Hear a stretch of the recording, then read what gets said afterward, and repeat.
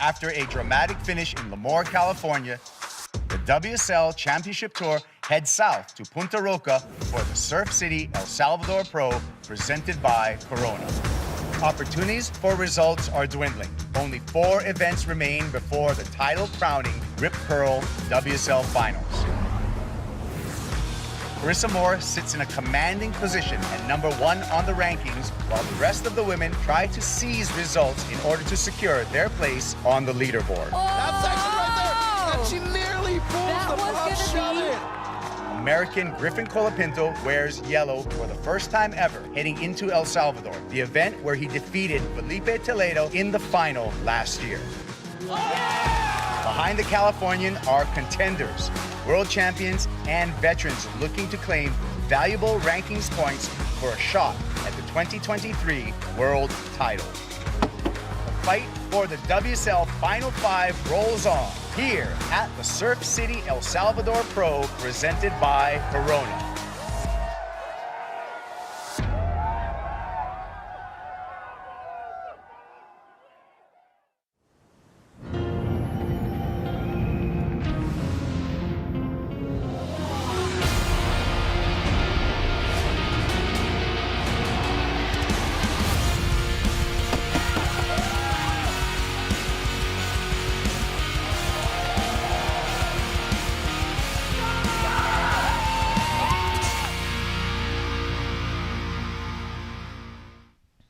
Welcome to El Salvador, site of stop 7 on the championship tour as we look at some of our rivals this morning at Punta Roca. Leonardo Fioravanti getting in the groove. Carissa Moore's here, wanting more from Punta Roca. Tricky entrance into the water for Jack Robinson over the cobblestones. Italo Ferreira looks like he's all warmed up and ready to go as we zoom in on our beautiful contest site for stop #7, the Surf City El Salvador Pro presented by Corona. What a wonderful structure we have here, right on the cobblestones on a world-class point break. It is a beautiful morning. So, buenos dias, everyone. I'm Kaipo, along with a couple of surfers that don't mind some big waves. Felicity Palmentier, as well as Peter Mel. Felicity, how beautiful is this place? Oh, it is stunning. This is my first time to El Salvador, and I am really happy to be here. I've come from the middle of winter in Western Australia, lots of rain, so I'm loving this heat. Peter, the race for the final 5, we just got 4 more events left before we decide that. It's really heating up. That's right, especially here in El Salvador. It's one of the warmest stops on tour for sure. You know, you got like 85 to 95 degrees probably throughout this event. But the waves, Punta Roca, I mean, this place is special. It's a childhood dream to come here finally. First time for me as well, so I'm excited. Yeah, it's such a wonderful country with a plethora of waves available here. We're going to zoom in on Punta Roca. That is the site, but there's much, much more to surf here at El Salvador. Taking a look high from outer space as we zoom into Central America and the country of El Salvador. Zooming further in on the town of La Libertad, which is the site in which Punta Roca is presented. We can see north winds. That's going to take you offshore. That is the favorable wind for this break. You can see the Chilama River as well, which creates this right-hand point. South-southwest swells. That's what it favors, and that's what lines up all of these right-handers, Pete. Yeah, you got to love the fact that this place faces directly south. I mean, this time of year, you got the southern hemisphere. It's the wintertime. It's just pumping surf all the way up in here. It doesn't take much to make this wave good. I mean, a 3-4 foot swell is optimum. Yeah, obviously we love seeing some bigger surf, but this place is awesome. I mean, look at this right-hand point break. Talking about the takeoff spot, we identified Mama Roca, which is a group, a cluster of rocks, really evident on low tide that the surfers are going to have to deal with, Flick. Yeah, it's a beautiful right-hand point break, and I think all our point break specialists are going to be rubbing their hands together for this wave. Yeah, I mean, I think front side, back side, it's not going to matter. It's such a perfect wave. But the big question is, are we going to get ready? Are we going to get going day 1 of the waiting period? For that, I'm going to ask AJ McCord. She's with Tours and Competition, Travis Logie. That's right. I'm standing by with Travis. You've been watching the water all morning, so go ahead and give us the call for this first day of the window. Yeah, no worries, AJ. We're going to go on hold and make another call at 7:30 for a possible 8:05 start. There's great conditions. It's just a little bit inconsistent, and we're at the top of the tide right now. So we just want to let that tide go out a little bit and have another look at 7:30. What is the tide going out going to do to the waves so that you can make that decision? Well, it seems like at Punta Roca, at the top of the tide and at the bottom of the tide, the sets seem to slow down a little bit. And when they come, there's some unbelievable waves, but it's one wave sets kind of every 20 minutes. And according to the local gurus, as the tide drops out slightly, it gets more consistent. And if that happens, we'll go for sure. All right, so we'll check back in just about half an hour. Back to you guys. All right, so we're on hold. Of course, here we have about a 6-foot variance in the tide. So the tides will come into play, Peter. Also, what comes into play is what we're looking at as far as the future. And for that and the forecast, let's call up our good friends over there at Surfline. Pete, talk us through the Surfline forecast. Well, we've got a pulse of swell on its way, right? I mean, we already see good surf out there. It is just slightly inconsistent, but if you look at that first pulse there, that's going to be through the weekend. And with that, it's that 4 to 5 foot range, 4 to 6 foot, which is optimum here for this break. When it gets a little bit big, it kind of starts to move off the point a little bit. We like that kind of mid-range size. Here's through today. We're going to see a little bit of dropping. Like that, kind of a little deceiving there with that 3 to 4 foot drop off of the afternoon, because it feels like we're going to start to see that new swell. Just the bigger sets will start to arrive. The wind's looking pretty good there. We're going to have that little side shore breeze through the afternoon, but optimum here, it doesn't matter. It's a right-hand point break. It's got coping. It's got everything for us. Looking through into the weekend, pretty good stuff though. That 5 to 7 foot through the weekend. That stuff's awesome. Oh, yeah. Looks like a lot of opportunity there, Flick. Yeah, it does. I think Saturday and Sunday are definitely going to be the pick of it. Sunday especially, 5 to 7 foot in the morning. So we're going to see some nice conditions and light winds pretty much all week. Winds favorable. We have all kinds of swell coming through the entire waiting period, so we can pick and choose when we're going to run. Last year, coming into this event, Steph Gilmore was below that final 5 cut line, Flick. And we're going to find out more about Steph Gilmore. Can she get above that final 5 cut line? We'll talk to Steph Gilmore on the other side of this break.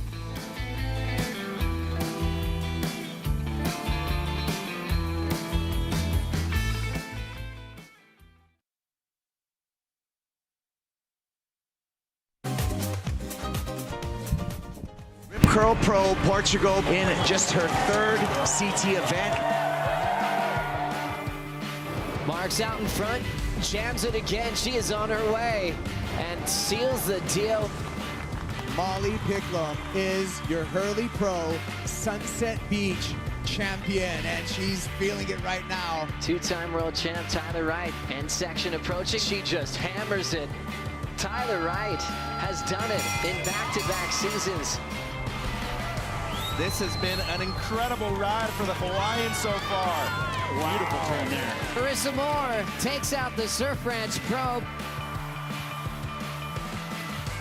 Of our current final 5 for the women, and we have Carissa Moore, the 5-time world champ, in the yellow jersey with the lead at that race into the final 5 and that Rip Curl WSL finals. But some interesting characters as well. Another veteran, 2-time world champ, Tyler Wright. She's in the mix, but I like the youngsters coming up. The Caitlin Simmers, Molly Picklum, Caroline Marks, Flick. Yeah, I do too. I like the youngsters. Obviously, we've got the veterans up there, Tyler and Carissa. But for me, I'm interested to see how Caroline's going to do. Obviously, she's the only goofy there, coming to a right-hand point break, and her backhand is her strongest point, I'd say. It's in her wheelhouse. Yeah, Caroline, semifinal finish here last year at Punta Roca. We'll see how she does here. Let's take a look at our women's format. This is our post-mid-season cut format where we start with only 12 women, 3 surfers in each heat in this opening round that we're anticipating. First in the opening round advances straight to the quarterfinals, second and third into the round of 16, in which the surfers, or the elimination round, I'm sorry, where the surfers go head-to-head on their matchups. These matchups in this elimination round, first place onto the quarterfinals, second place leaving with a 9th place finish, and that is not going to help you when you look at the final 5, Pete. Well, that's right. I mean, ultimately right now, that first place in that opening round, getting into the quarterfinals, isn't quite a result. If you're looking at the WSL Final 5, you want to get yourself into those semis. That's the top 4 surfers, so that's going to be a real result. Yeah, and looking for a real result at this event is 8-time world champ Steph Gilmore. She's below that final 5 cut line at the moment. Same situation she was in last year. Can she do it here? I don't know. Let's take a look at Steph Gilmore and how she was able to perform here, Flick, at Punta Roca, because she likes this place. She took the win last year. She does, and I talk about surfers having romances with waves. John's got one with Margaret River, and I think Steph Gilmore has a romance with right-hand point breaks.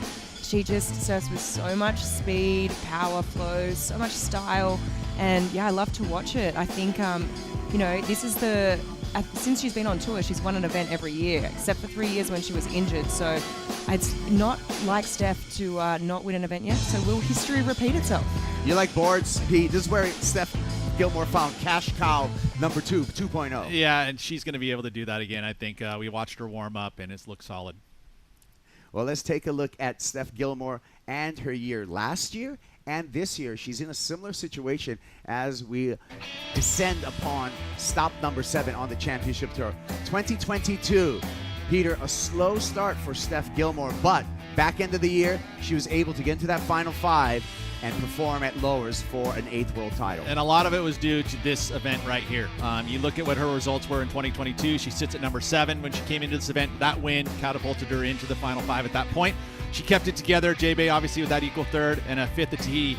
But this year, again, I think it's going to be a little tighter race. I think she's going to have to keep those results up, at least quarterfinals and above. Holding on. There's no throwaways anymore, right? Yeah. We're keeping all the points going all the way into it. So if she's going to want to get another 9th world title, she's got to get some big results in this back half. Yeah, and no throwaways through this back half of the year. And if you're playing fantasy, make sure you lock your team before we start, because your team's lock. Once the event starts, there's no setting it again. Griffin Colapinto, he's in the yellow jersey. We're going to talk Griffin on the back end of this break.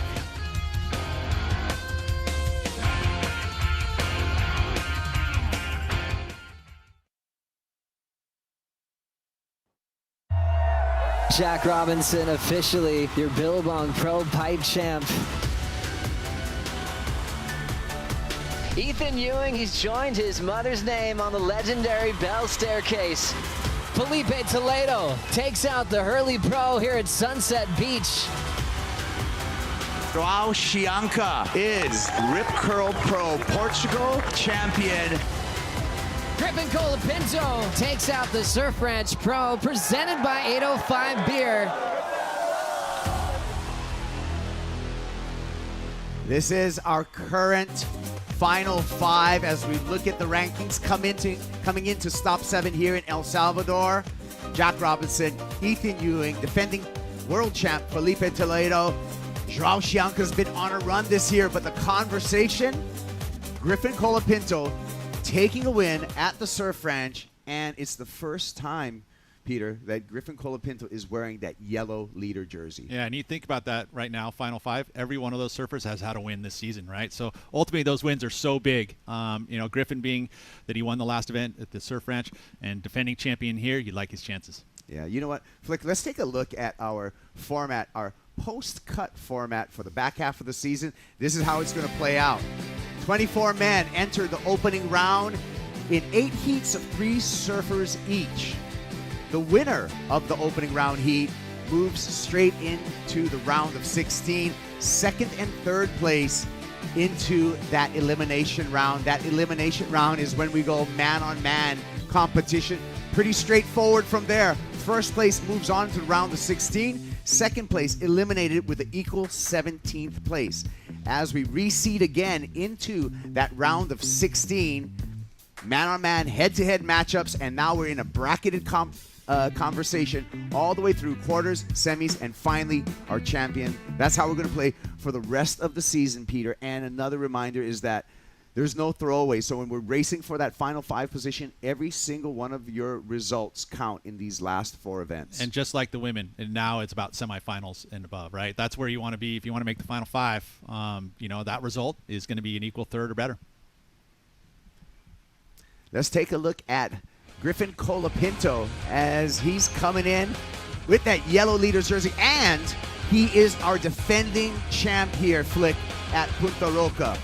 Yeah, I really love what I'm seeing from Griffin, especially last year. He obviously got the win. He's fresh off a win at the Surf Ranch, and I think he's going to be coming into this event with a lot of confidence. For me, it seems like he's figured out or cracked the code on the winning formula. And yeah, I love what I'm seeing. He's having fun, right? Ultimately, that's what it's about for the best surfers. When you're having fun, things come for you.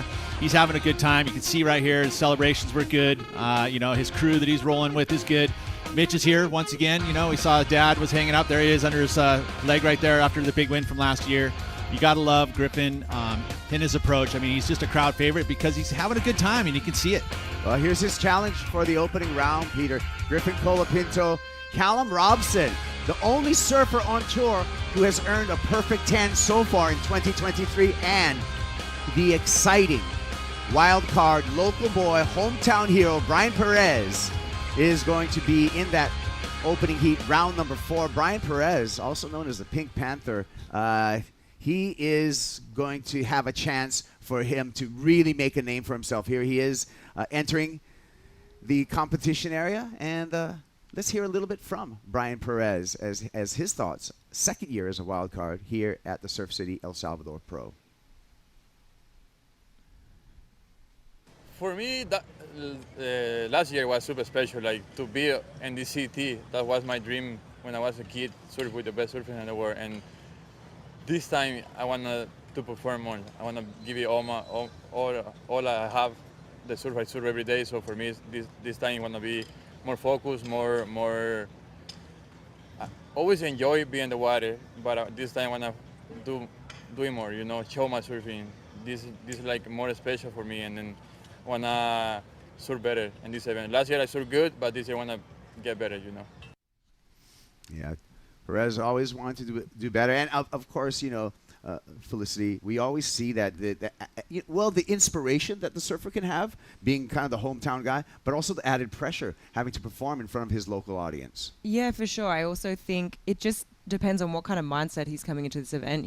He talked about in that piece we just heard about looking up to his idols and sort of being in awe of them. So if he can flick the switch and sort of turn into, I want to beat these people now. I think obviously he's got the hometown advantage. He's going to know every cobblestone out there.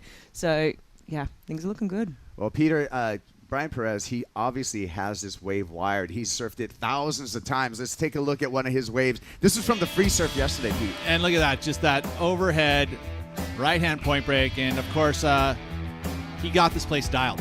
There is the added pressure of being the hometown favorite, but I think that was kind of gone into the wayside now because he's already had an opportunity to learn how to surf in this type of a pressure atmosphere. Now he wants to surf better. He wants to perform better. And I ultimately think that that's going to happen. And I think he's even more of a dangerous wild card this year than he was last year. Yeah, I can't wait to see how he performs in that opening round. Well, we have more of the Dawn Patrol show coming your way. We're taking a quick break. We'll be right back with more Dawn Patrol right after this.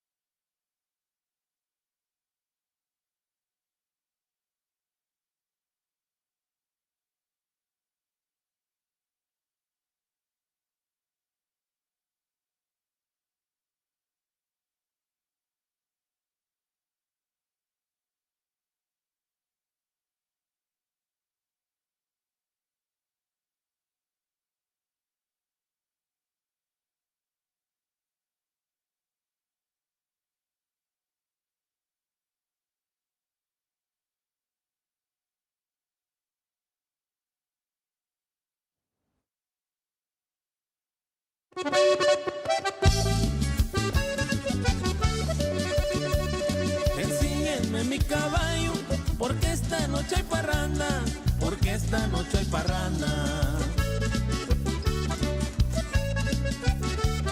Los negocios exitosos, pero esta noche es de gozo. Ay, mañana chambearemos, ay, mañana chambearemos.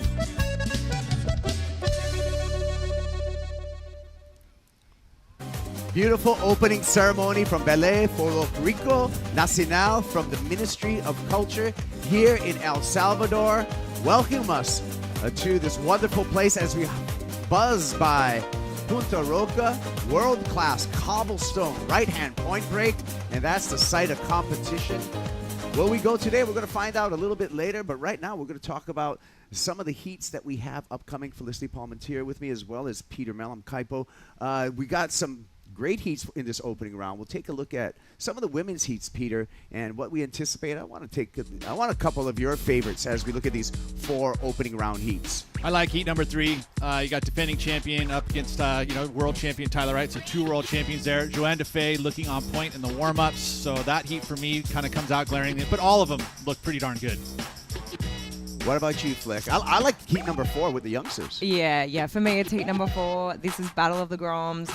Sort of Battle of the Groms. Tatiana, she's been on tour for a while, but they're just so hungry. They've showed this certain sort of assertiveness in the lineup, and I feel like there's going to be a bit of fire there. I like heat number 1. Another young heat with Caroline Marks, Caitlin Simmers, and Gabriella Bryan. Caroline, 21. Gabriella, 21. Caitlin Simmers, just 17 years old. That's a young heat, and also that shows me kind of the future, what we have to look forward to in women's professional surfing, because all 3 of those surfers have potentially decades on tour ahead of them, Peter. Yeah, it's so true. Again, but you look at all 4 of these heats at this time of the year. This is the performers that have been going full bore for the most of the beginning of the season, and now going for that final 5, that chase for the final 5. I can't wait to see this first round get underway. Speaking of final 5, let's take a look at the men's heat and our world champion heats. These are our opening round heats featuring world champions, and we're going to start off with the 11-time world champion, heat number 1, Peter. Yeah, I love that one. Kelly Slater's still going to be competing here, 51 years of age, up against guys like Ethan Ewing, who has won already. Matthew McGillivray, again, seeing warm-ups. I watched him, a warm-up wave that he had, blasting into the air. Matthew McGillivray on rail and being able to get above the lip. Yeah, so I like that heat too. I like heat with Italo Ferreira as well as Gabriel Medina.